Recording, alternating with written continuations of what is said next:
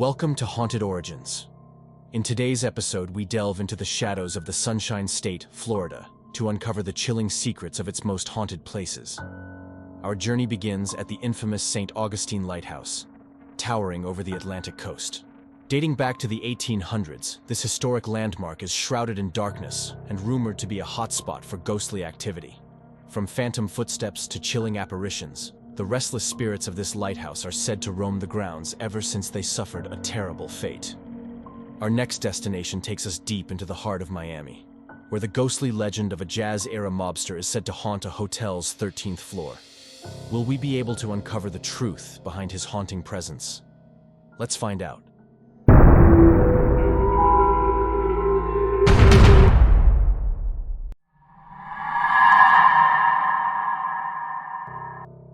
In the dead of night, a cool wind whispered through the old creaking house. John awoke with a start, his heart racing as he sensed something wrong. He rubbed his eyes, trying to shake off the remnants of sleep, when he noticed a faint figure standing at the foot of his bed. It was a small, frail girl, her pale face illuminated by the moonlight streaming through the window. Her eyes were dark voids, devoid of emotion, and her long, tangled hair seemed to sway gently in an unseen breeze. John's blood ran cold as he realized he was not alone. Unable to move, he watched in horror as the girl slowly raised a finger to her lips, signaling for silence. John's mind raced, trying to make sense of the surreal scene unfolding before him. But before he could utter a word, the girl vanished into thin air, leaving behind only a lingering feeling of dread. Trembling, John mustered the courage to investigate, but the room was empty, and the house eerily silent. Unable to shake the feeling of being watched, he spent the rest of the night huddled under his covers, haunted by the memory of the ghostly apparition at the foot of his bed. From that night on, he slept with one eye open, always on edge, never knowing when the small girl would return to haunt his dreams once more. This is one of many haunting stories of the Pity Girls, sisters who perished together on the grounds of the St. Augustine Lighthouse over 150 years ago, but whose spirits have never left. This is their story. St. Augustine, Florida, situated on the Atlantic coast of northeast Florida, approximately 40 miles south of present-day Jacksonville, holds a significant position in American history. It stands as the oldest continuously inhabited European settlement in the United States. Established in 1565 by Spanish explorers, it served as the capital of Spanish Florida for over 2 centuries.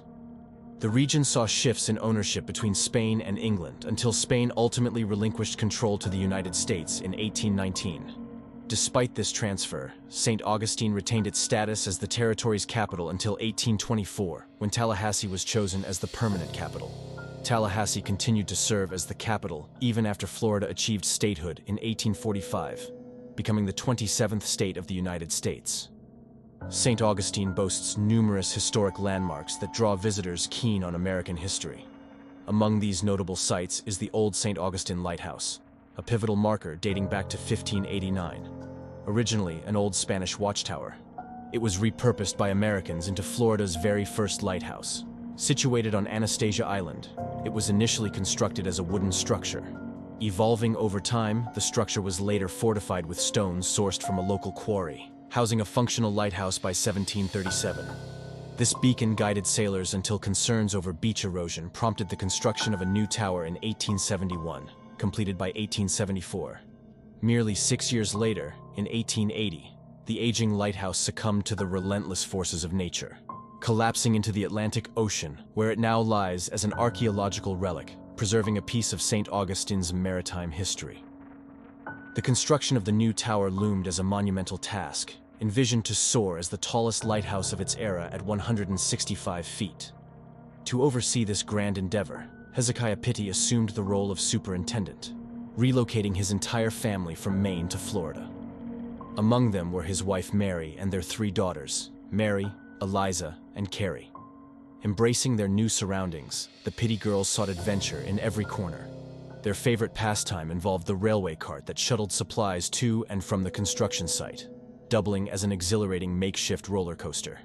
However, tragedy struck on July 10th, 1873, when a routine game turned fatal. Unbeknownst to them, The wooden board meant to halt the cart's descent into the waters was absent that fateful day. Ignorant of the danger, the girls, along with a friend, eagerly piled into the cart and careened toward the dock's edge. Anticipating the customary jolt of the cart's halt, they were met instead by a terrifying plunge into the depths. Dan Sessions, one of the many workers who witnessed the horror, dashed to the scene and leaped into action. With all his strength, he wrestled the submerged cart, freeing the lifeless bodies of the 4 girls from its watery clutches. Tragically, 3 of the girls perished in the accident, leaving only young Carrie to be the sole survivor of the harrowing ordeal. The Pittees brought their daughters back to Maine to be buried, and the lighthouse project continued. Upon its completion, William Harn, a decorated Union Civil War veteran, assumed the role of the first keeper of the newly erected lighthouse. Accompanied by his wife Kate and their 6 daughters, they resided within the keeper's house, tending to its needs for 2 decades before passing the torch. Over time, the keeper's house underwent significant upgrades, receiving indoor plumbing in 1907 and, notably, electrification in 1925, marking a transformative milestone. The electrification extended to the light tower in 1936, culminating in full automation by 1955. With the arrival of automation, the necessity for keepers dwindled, leading to the leasing of the keeper's house to local residents. It was during this period that a local leather crafter took up residence, unwittingly becoming entangled in the haunted history of the lighthouse. One fateful night, he awoke to bear witness to the apparition of one of the unfortunate Pittee girls, setting the stage for a series of chilling encounters. Footsteps echoed through vacant corridors. Laughter echoed from the empty tower long after closing hours, continuing the eerie legacy of the Pittee sisters within the lighthouse's haunted confines. The keeper's house would meet a tragic fate itself in 1970, burning to the ground. The county took over the property, and with the help of the Junior Service League, were able to fully restore the tower and keeper's house. The property now stands today as a true historical wonder, housing many maritime artifacts as the St. Augustine Lighthouse and Maritime Museum.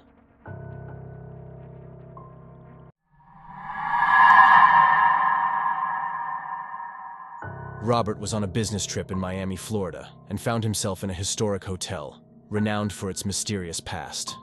He thought nothing of the hotel's eerie reputation and continued to check in. He proceeded to the elevator and quickly selected the 14th floor, where his room was located. As he ascended, the elevator suddenly jerked to a halt, causing his heart to skip a beat. Confused and a bit unnerved, he glanced at the illuminated panel to see the number 13 glowing ominously. Before he could react, the doors flew open, the lights flickering, casting eerie shadows in the cramped space. A chill ran down his spine as he heard faint whispers echoing through the silence. Robert pressed the button to close the doors, but the elevator remained stubbornly still. Panic began to rise within him as he pounded on the button, desperately trying to escape. Suddenly, the elevator lurched back to life, the doors closed, and he began ascending rapidly. With a sigh of relief, Robert stepped out onto his intended floor, the 14th, and hastily made his way to his room.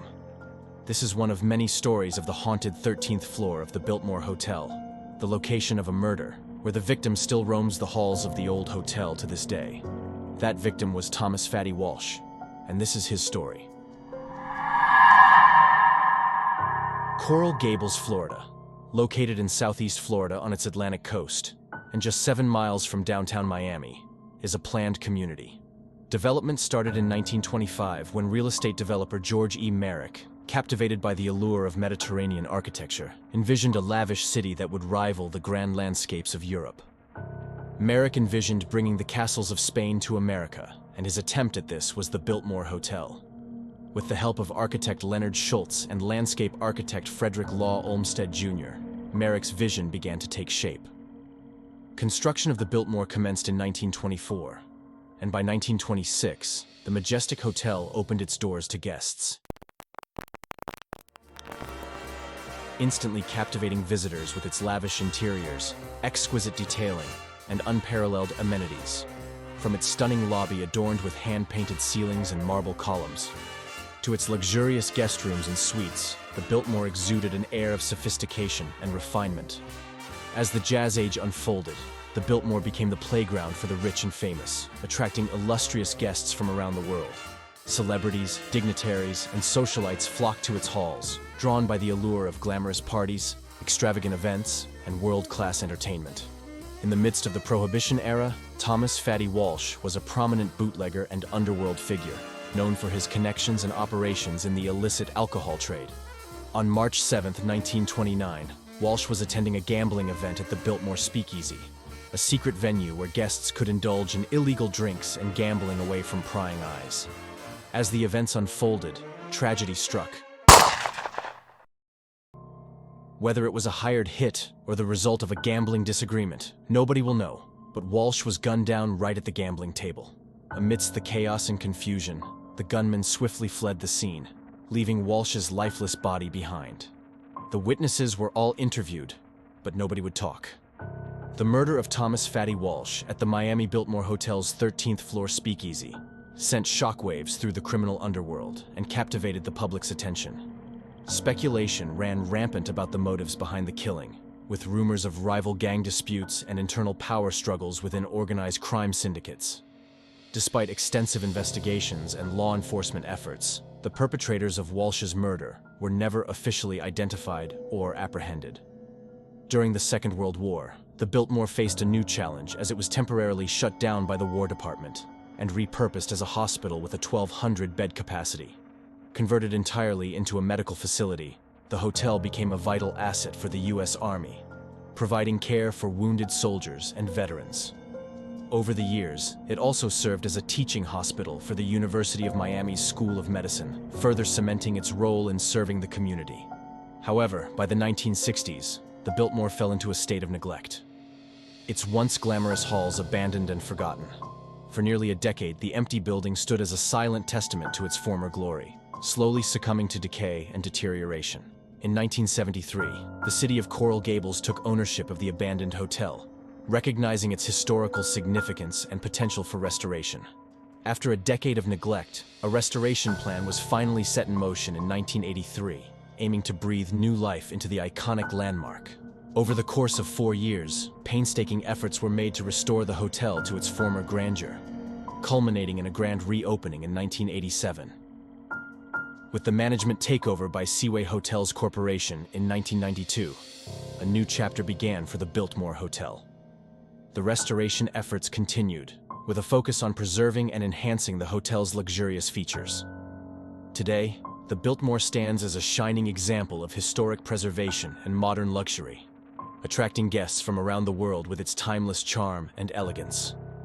Yet, despite the countless renovations and improvements, the mystery and intrigue surrounding the Biltmore persist to this day. Visitors are drawn to its storied past and enigmatic 13th floor, where whispers of its history echo through the halls, reminding us of the hotel's enduring legacy and the secrets it holds within its walls.